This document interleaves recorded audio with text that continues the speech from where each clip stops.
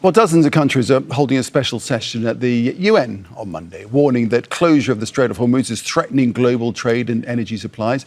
The waterway is still caught between rival blockades by both Iran and the United States, of course.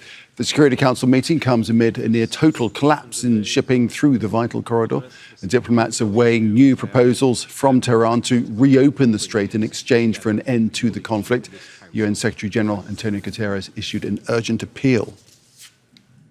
Navigational rights and freedoms through the Strait of Hormuz must be respected, as affirmed by this Council's Resolution 2817. These principles must be upheld in full and without delay. I appeal to the parties: open the strait, let ships pass, no tolls, no discrimination, let trade resume, let the global economy breathe. The most pressing issue, of course, before us is the Strait of Hormuz, and this crisis is not just affecting international shipping, it is driving up costs and sending shockwaves throughout energy markets and supply chains far beyond the region, with impact for all of our citizens and our communities and their cost of living. So we must get the strait reopened fully and unconditionally. Freedom of navigation must be restored in line with international law. Shipping and seafarers must not be used as leverage, and there is no place for tolls or permissions in international straits. Freedom of navigation means navigation must be free.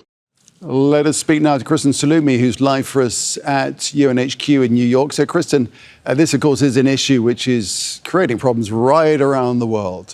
What do they hope to achieve here, do you think? Well, we've been hearing many delegations at the United Nations appeal for de-escalation, for the reopening of the Strait of Hormuz and respect for international law. Of course, the strait is where thousands of cargo ships have been left stranded. Some 20,000 maritime workers are also stuck. We heard many of the experts briefing the council members talk about the effect this is having on oil supplies, food supplies around the world.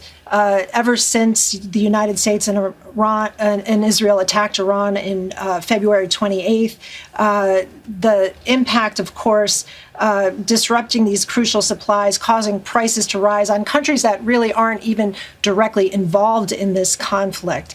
Bahrain called the meeting and appealed to member states to enforce international law.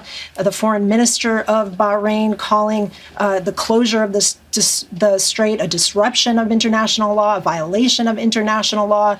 And the U.S. ambassador saying that it was times like these that the United Nations was built for, again, appealing on member states to take action to get the strait reopened. But then we also heard from Russia and Russia's ambassador, who blocked a past resolution on reopening the strait in the Security Council. He accused the United States and Israel of provoking Iran's response with their, quote, unprovoked attack on Iranian facilities. So while there is hope that this meeting will lead to pressure on Iran and help find a way forward, we are seeing many of the debates that are playing out on the world stage happening right here in New York. Indeed, many and various debates. Kristen, thanks for that time being. Kristen Saloomey there at the UN in New York.